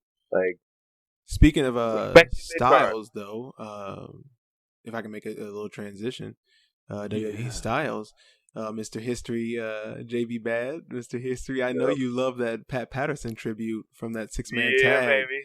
I was thinking of you during it. I was like, man, I know he's eating this up. No, I was down for that. Like, just bringing out all them old champions. I miss Shinsuke. That was my favorite wrestler. Yeah. Bringing back them coats. The old school powder clap for. Oh, come on, Big E. Come on. Yes. He's got that Wale theme song. That's fire. Yeah, baby. Yeah, He got the man. chalk back. This is what I'm talking about. Bro, you just want to talk about a Building 6-man swag. tag where most times in WWE, like 6-man tags don't mean anything. Like they suck. We don't want to see them. But they put 6 workers in that ring right then, man. Ziggler, Turned it up. Nakamura, Bryan, Mysterio, Big E. Like, come on. They were all ready to go. It was so good. I forgot it was fully a tag into it. match. Yeah, When- Sami Zayn. I'm sorry. When I forgot to mention. Zayn ate the pin, I thought there was a new champion. I was like, oh shit, new champ. I was like, oh wait, this is a tag match. Yeah. And the Pat Patterson finish. I thought Yes. that was what it was gonna be. That's, wow. That's beautiful, beautiful. That's absolutely beautiful stuff. I don't know why they did Dolph like that at the end. No, That was pretty random. Dolph sold like a mother. He got put through it at the end of that match. Yeah. I did not know what that accomplished. Why we do that to Dolph? What did Dolph ever do? Why not? That was a dope moment, though. Dope moment. I love that. That was Fantastic. super high on that match. Yeah. Pat would smile, I'd like to think. Yeah, big ups to Pat, man. Let's smoke one for Pat Patterson. And the original belt. My goodness. That's fire. Are they going to put that on the shop, you think? Ooh. I don't know. A little replica? Probably not. Was it a WWE belt? I don't think so. Well, was it? I mean, Man, he was new the belts, first. Let's get it. Yeah, it was the first Intercontinental Champion. But was it WWE though? Oh, good point. I mean, they showed it on WWE, so I think if they can show it, they probably would sell it. Fair enough. Maybe. Anyway, just Raw. no one What else? No, Did man. anything else happen on SmackDown worth noting? You had the fucking Forgotten Sons or reappearance. Yeah, that's. No. I think it's great that the Forgotten Sons they got rid of the freaking Proud Boys gimmick on NXT. Yeah, Jackson Riker, I think was the main problem, and I think they kind of like distanced themselves from him, and I don't know if he's still with the company or not, but yeah, Why don't you go do a tag team with Lars Sullivan? Oh my! that's what needs to happen. Like nuclear heat. Oh my Oh god. my god! I can't. Nah, those are the I problems. mean, I get it. I mean, I'm happy they got something to do. Like those guys are, fucking stooges, all time stooges. Like it's not. I don't know what I don't know. I hope they don't have. It I made hope they sense go with to me them. that they came in during that moment because it came in during a match I didn't care about, and so I also didn't care about. So it just all made sense that was the whole 10 minutes out of the show that I didn't give a shit about. It's the most mid card. I was mid fast card forwarding through that match. That was my fast forward of the week. Yeah. And Ditto. and- Until but I saw them on the side, I was like, "Who are those dudes?" And I was like, "Oh, Forgotten Sons." yeah, it's Forgotten right, no more. but you're bored, but it's right though. That's who exactly needs to be with Baron It's Corbin. exactly right. I think they were calling them the Kingsmen in the thing, and that's who they'll be. They're the Kings. Baron needs a couple Kingsmen. Why not? He does, and you know what these two don't ever need names. No, that's what Don't need names. Yeah, the court jester and the other one's Like, something else. He needs to. I'm They need to sure have to start doing King's Court again, like Jerry Stop Lawler. that. Do a segment, Get it? No. I defy you openly to your face. Why? Like not with Corbin doing it. You don't think Corbin could do a sweet little talking segment? King's I just Corner? watched the one with the $1 Million Man and Nikolai Volkev or whatever his name is. Like, Classics. it was not fun. No, it's a no. Nah. Let it go. Oh my gosh. All right. I'll tell you what. I almost forgot Carmella couldn't wrestle. Because her Don't say promo Don't skills say were that. so good. What? I almost thought she almost made me believe that she's a really good wrestler. Like the way she was is. talking shit to me. She can wrestle. What are you talking Okay. about? Now, I actually do want to touch on that one because that segment actually pissed me off. Touch on that. Yeah, Dun, dun, dun, dun, dun. Hey. it did. I vehemently did not like that segment I don't think I did either, but tell me why. because WWE can only write one character for female wrestlers. They only know how to write one. And you were watching that character have an interview with itself. That was the boss having an interview with the boss. Oh, Wow. shit, I can see You're that. so right about it. You put that so correctly. Fuck. Like Sasha plays it 1,000,000 times better, but it's the same fucking. Oh yeah. Guess what? I am the best, and you are kind of ugly, and I am so fly. And guess what? Oh yeah. Well, guess what? Over here, I have like my wife enjoys watching Real Housewives. That thing had all the ingredients of a Real Housewives fight. That's probably what they're going for. But they don't buy it. Like, that's them being told to be mean to each other. Yeah. Like, Yeah. and we've seen this character over and over Yeah. and over and over again. Like, until my nipples explode again. Like, the one character. And that's why I'm so protective of Bailey's character. It's at least not that. Yeah. You know? It's kind of that, but still it's not like, I'm bitchy and I'm fly. How many women are like that? How many women have been repackaged to be just that? Lana's gone through it. The twins, Michelle McCool went through it. Eva Marie's gone through it. Everybody gets repackaged as that. And it's boring. Yep. There's a million characters that women can play. Not that one, please. Couldn't say it any better. That's an excellent point. I was actually looking forward to the match at TLC, but now Damn, I didn't mean I'm to kill your joy. conflicted. I think they're gonna put joy. on a pretty good match. I think you're underestimating Carmella's in-ring talent. I think she's not on the level of Sasha Banks. You think Not I even am? close. Yeah, I think. Well, but you know me. I'm a Carmella fan. I don't like her the talking. repackage is artificial, and that's what breaks my heart a little bit. But Yeah. They bring back the spunky little Long Island girl they could. yeah, a little Staten Island princess, dude. Bring her back. That submission maneuver she does when she like hooks That is good. That's a sweet finisher. It is. And, It is. You know, I'm not gonna lie to you, as a member and leader of the Oscar fan club. You know, Carmella just kind of I get we that. don't fuck That's with valid. Carmella. So That's valid. Hey, Yeah. Don't be mad because you can't beat Carmella. And as a- Mella is money. say As what? a person who owns a Carmella hat, Mella is money. she's money, And baby. you can't get past the distraction of your own road. That's probably correct. You're not fabulous, and she is, and that's what it is. So sorry. Hey, Hope she does the moonwalk still. I hear you. So that was Should we move- SmackDown. Was there should we anything else? Move to, oh no, Nah. sorry. But yeah, should we That's move all. to That's pretty much it. The winter? is big coming? news of the week. Yeah, man. Let's go ahead and get to AEW. It's Sting. Mother thing. Why did he crack so hard? He had been waiting. No. He had been waiting to make that call since he heard that it was going to happen. He was like, "I can't wait to say it. I can't wait to say it. I'm back on TNT And then he blew it. with Sting." He blew it. He blew it. That's how it goes out. He So blew what do it. you guys think? There's two things to Man, talk that about. I mean, there was shit an okay. Dynamite Winter's Coming was a good show, but the two things to talk about in this are Sting Yeah. and the main event. I really. told you I read somewhere on Instagram that Undertaker is somewhere punching the air right now. Undertaker's 55-year-old ass just retired last week, nobly, or 2 weeks ago. I mean, well, WWE fucked it up, but it was He's it was not nice. retired. Oh, It's the work. It's the work. it's a work. It's a work. Just And wait for Saudi, baby. Sting Wait for Sting Saudi. debuts on TNT at 61 for AEW and signs a multi-year contract. What? Yeah. That's wild. There it is. Wow. That is beautiful. That debut, that the snow, him walking down the staring Arn Anderson, The snow. like, and you said you guys weren't like WCW guys. Like, how did that hit you guys? Air him. I didn't say that. I said that I was a flipper. Yeah, Or the flipper. you're kind of both guy. Yeah, I was a both guy. I watched both. That's why I fell in love with Rey Mysterio. Remember? But what's your history with Sting? Was he always the Crow to you? Did you get Surfer Sting in there? I actually came after Surfer Sting. Okay. So you his never had Surfer his Sting? incarnation was the Crow. You know, the Scorpion Crow. with the black, and then when he went to the red for a little while, and then back to the black and white, man, with the baseball bat.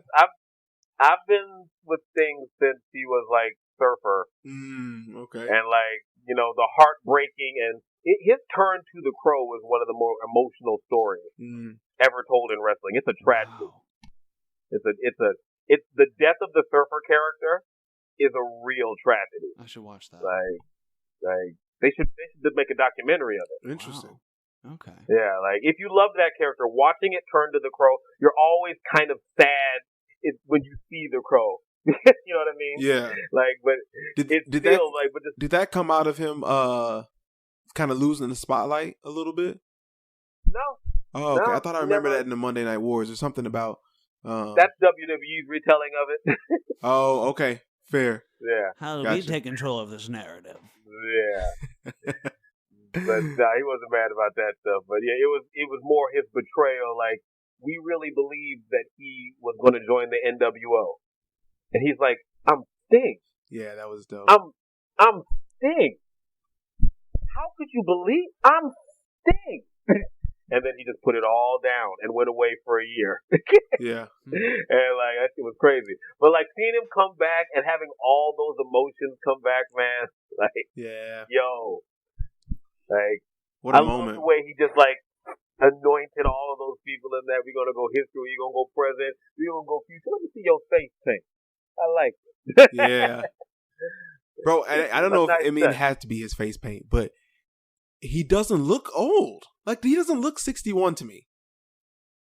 I don't know if I'm just like a mark and I was just like excited to see him. The But, hairline like, tells a story.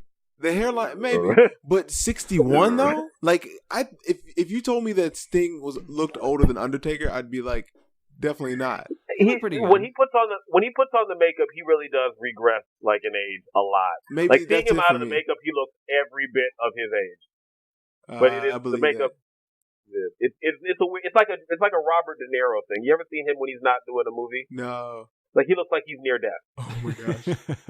No, not Robert De Niro. Al Pacino. I was Al like, Pacino. well, that's the one. I don't think Oh. so. I think he's a pretty healthy Al looking guy. Pacino looks like he's about to die when he's not doing a show. Yeah, Like, for he sure. could barely ever stand, and then you see him. He's Yeah. That's hilarious. nah.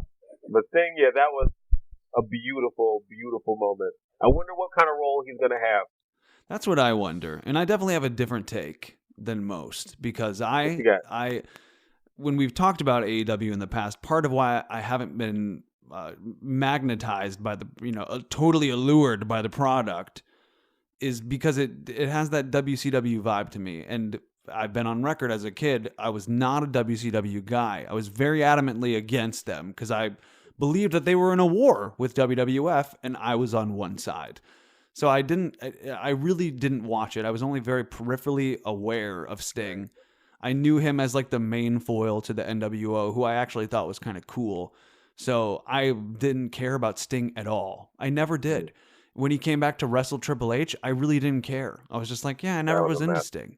Mm-hmm. So that going into it hampered my connection with it. Also, it was spoiled for me. You guys didn't spoil it for me, but I like an idiot, I got on Instagram and I didn't even think I was following anything wrestling related, but just on my feed, like a wrestling t-shirt page that I follow was like, get your Sting t-shirts, he's back. And I was like, oh fuck, that's probably what they were talking about with the snow in the moment. And I'm like, okay, so when I watch this, I know Sting's coming back, but I didn't know. Oh man, that sucks. I didn't know in I'm what sorry. context. Yeah. It's not your fault. I mean, jumped kinda. in the air. No, you guys did it perfectly, and Yeah. I'm an idiot for going on social media. I shouldn't do that, But they shouldn't put out merchandise like that so quickly, man. Capitalism fucks everything. They did put out merch right away. So Yeah. but then they're gonna do what they're gonna do. That But it's a makes sense. pandemic, man. You ain't The getting no mo- live shows. You got to get this merch though.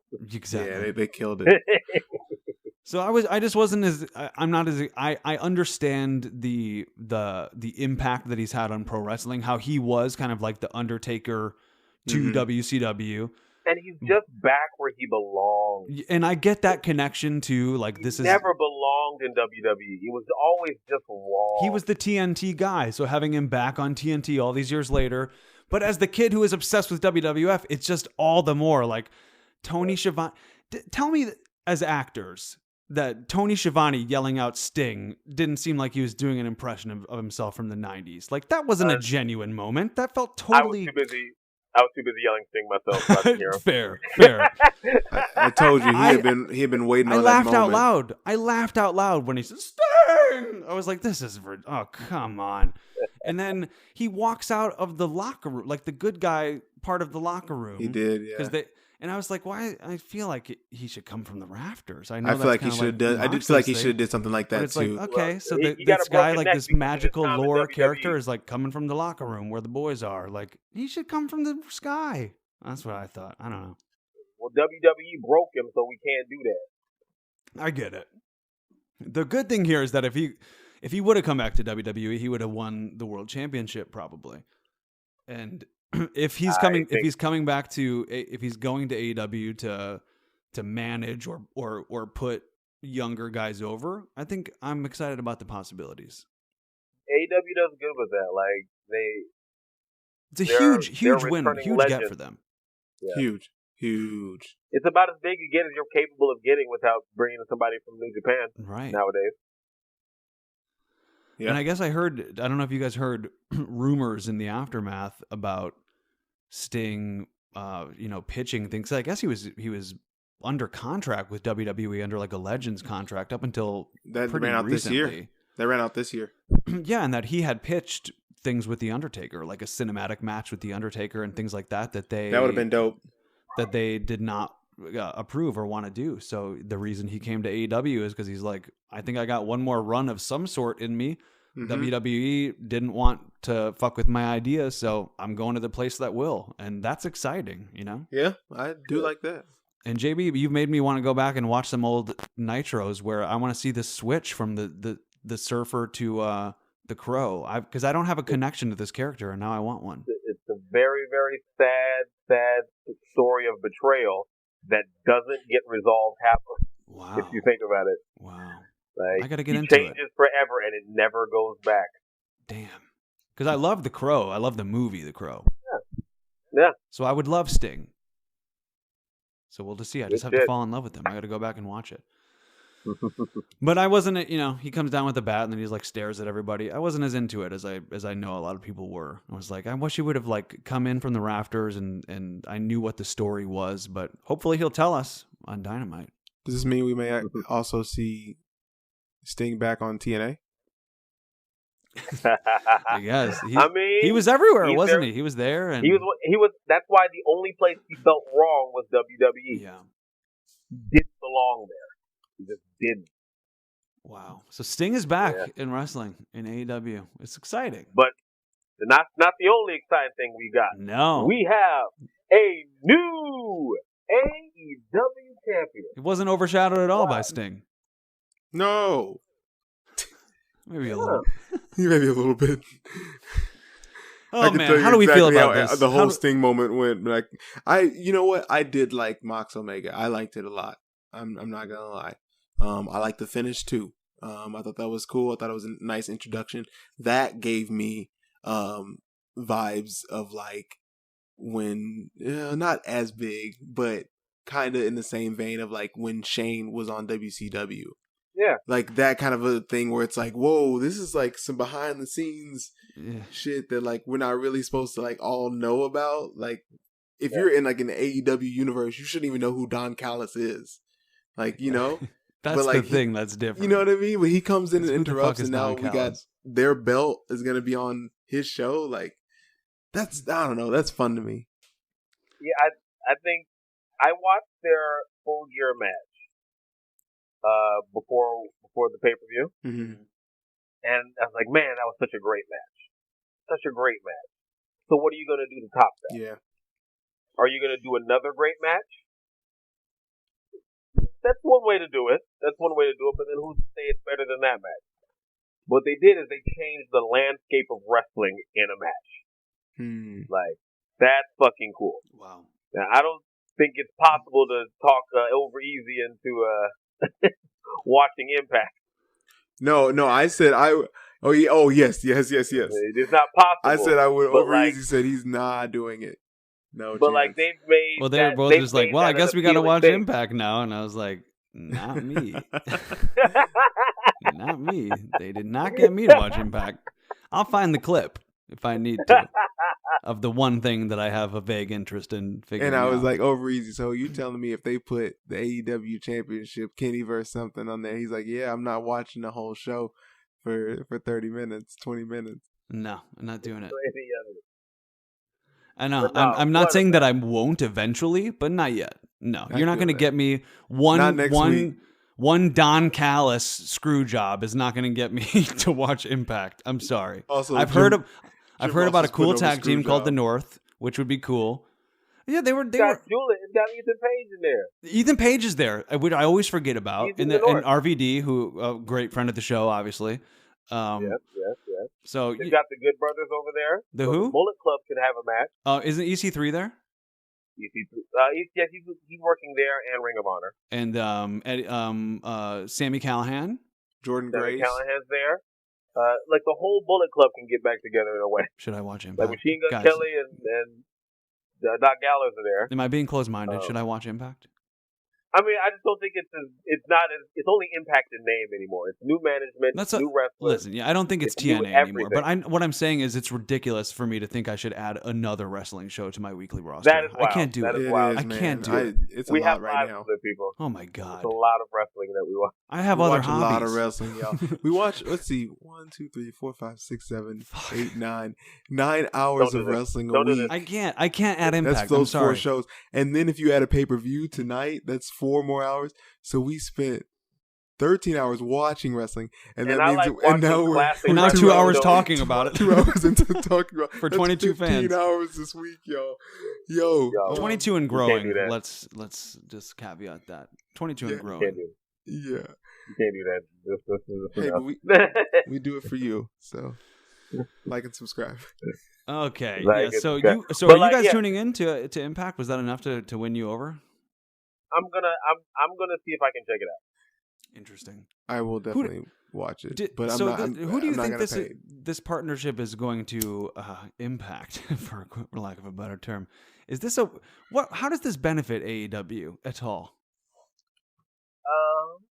I think it just gives them more toys to play with. It's the thing they're doing the thing that WWE won't do. Crossover appeal You know what I mean? kind of stuff. You now live in a world where anything is possible. Yeah. Now you can. Okada might come over next. Yeah. Next, they might go do something with Ring of Honor. Things we know WWE will never do. That's a Because good point. here's That's the cool. thing, though, with WWE, who is up there that they could do that with besides New Japan? But they would never, because it wouldn't make any sense style-wise. Like WWE, I mean, there's no promotion that. It would make so much money, though. God. Oh yeah, Like, but they could do it. Yeah. They could do it if they wanted to, in whatever way they wanted to, and make big stars of anyway. Like they used to do it. Like remember when Smoky Mountain Wrestling would send the Heavenly Bodies over to Monday Night Raw Yeah. and like get it wasn't you couldn't like run a SummerSlam pay-per-view over it, but you could run a 4-week TV program that maybe culminated at King of the Ring on something like that, and that shit's cool. You know, that gives you more things to do on TV, saving your big matches for big moments. Like more options is always good. But Totally agree. what company is of that stature that would like would make sense for WWE to do that? Like None. what would help WWE? Who would help? What AEW. promotion would help? Yeah, exactly. Or New Japan, but I don't think like anyone else. Well, the thing is, if WWE can do it, they can be the people that make it what they want it to be. Hey, we don't have this. We can go get this. We'll make big stars of them and use them in this way. We'll bring over the Quebecers because, man, we need a big tag team to kind of beat up our guys. Whatever they don't need, they have the option to go get if they open themselves up. And any company will work with them because it's the fucking WWE. You got your guys on TV. Just don't beat our champion and you're cool. Like, whatever the WWE lacks, it could have. And that's what AEW can do. It can get the women's division as best it can better than it has. It doesn't have to put Jade out there to fill the TV women's time. division. I honestly do think that the Impact women's division is better than AEW's currently. When you think about So, like, go ahead. mix them around. Get some better matches on some TV, at least for 6 weeks, 4 months, whatever. When you think 4 about months of good when TV. you compare like pro wrestling to like superhero universes, this now WWE lives in a separate universe than AEW. They only reference it in tongue-in-cheek kind of ways. So I guess it exists, but not in a booking sense. Right. Now that you've opened TNA up and maybe others, New Japan, NWA, these working relationships, the universe grows. It's almost like the Marvel universe has these different TV shows and you can intertwine now. It just opens up way more possibilities. And my argument at first was like, well, who's cool enough in these other promotions to make me care? But then I just rattled off like 10 people who I would care about. So I'm open here. I'm open here. Big time. Love that convert. Yeah, Right. it happened.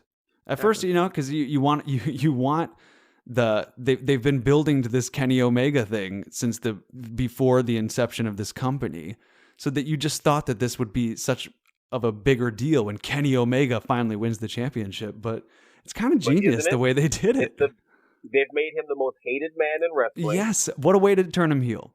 Yeah. What a beautiful way to turn him heel. And he wanted a gentleman's agreement, and then he did this shit. It's so good. Yeah. And that's the thing. They reward you for paying attention. Yes. Shit like that with the Super Kick and the Young Bucks match. Ugh. Like the gentleman's agreement. He didn't. Like that's how you tell a story. I love it. Like absolutely brilliant. Like I didn't know about his relationship with Don Callis until after the fact. Like how deep that relationship went. Because this is like the second or third time they've had him a guest on commentary, and I did think it was a little much. Like because the last time they had him on, I remember JR being like, "Well, it's so great that we have you here, Don," and I'm like, "Okay, they're really trying to put over that they're working together here." I see, Right. but now I guess Don is gonna tell the world why they stole the AEW championship on Tuesday night. So I look forward to hearing how this story progresses. There's obviously a plan here, which is exciting. Or maybe there's not. Yeah. We're so used to WWE where they fly by the seat of their pants on a nightly basis. Mm-hmm. I guess the only thing that could have made Kenny Omega's win as big a deal as it is. What they did with it. Oh, yeah, I think you're right. Otherwise, it's like what you expect. Like, oh my God, Kenny. After a great match, which is also expected. Yeah. I will say something that, is kind of, I guess, breaking kayfabe is Karashita and Omega are dating, I think. Is that true? Really? I'm pretty sure. You know that? Yeah, I'm pretty sure Wow. they're dating. So they're like the men and women's champion of AEW right now. And this is just for me. This might be cute. And he trained the former champion. This is cool. I don't know if it was on purpose, but it was the Shida interview. Was that a reference to that Sid Vicious interview where he tried to restart it live? Oh, I have no idea. I think you might be right about that. Like- No, we can't start over. This is live TV. I think that was. Like- I didn't think about it when I was tongue-in-cheek, watching, but I think have you're it right. in my notes. Like, did they do a Sid Vicious reference? That's a classic. Interesting. Good shit. Good shit. Well, what a crazy weekend in wrestling that was. Crazy week, man. This might be our longest podcast yet. I But think I that's know, for I know we've got some Close it dedicated off. listeners who are going to listen to every fucking minute Thank because they stick around for these high-minded opinions on the 420 Wrestling Hour. They grow with it. You guys got anything Wow. else, or should we take one last hit and cash this podcast out? Yeah. I think go through a couple things like their little Pat Patterson tribute, their AEW Battle Royal was nice. That was Got great. a lot of stuff going on in there. I Miro really looked liked good. that battle Miro royal. looked That was good. fun. He looked amazing. Miro in that looked match. really He's back good. in shape and he's ready to go. Uh-huh. Yeah. Yep. And you know what? Yeah. And if I needed two people to win, MJF and Orange Cassidy for sure. Like I love them Perfect. both. I was excited about that. And They pushed the story really far forward in 15 minutes. They did, man. They did. MJF had the best wrestler Instagram post of the week. He posted a video of his mother, I think either his mother or his grandmother, making challah pancakes. And she says, Orange Cassidy, just like this challah bread, you're going to be toast. And I just thought it was great. I watched it like 6 times in a row. God, That's it. I will definitely be looking That's all that I up. got. It's so I'm great. done. I'm done after this. Ending the podcast. And you guys Just saw, so I like, can look up yo, that button. The This New York Arium, Times. aka Canary. You saw the New York Times gave MJF like one of the best performances of the year in their article of like best performances of 2020 for his thing with Chris Jericho. I don't The know how that Dominator. was a Theater is dead. satire. It was. Theater What do you is mean? dead. What do you mean it was satire? The best performances. They weren't kidding about that. That was a legit article. I know, and that's why I'm upset. It was a Theater good is write up dead, for man. MJF. No, it's a great He article. He might jump the line in front of Hangman Page and get this AEW title. Yeah, he's a fucking star, dude. He's the Oh, guy. he's amazing He's the guy. and so good on the mic, man. Jeez. Ugh. Oh, And talk about gosh. cool. Yeah, he can do no wrong. Not yet. Anyway, that was the week in wrestling. That was Yeah. that was War Games. War game. And it's after midnight Central Standard Time, so shut it. We're gonna shut this podcast down. And I'm gonna go eat some Frosted Mini Wheats or some shit because I'm stoned. Shut it down. I hate everything. 15 hours. For Over Easy, Arium the Canary, and of course the Calf Man, JV Bad. Calf. Ladies and gentlemen, this has been the 420 Wrestling Hour. Peace. See y'all. Bang.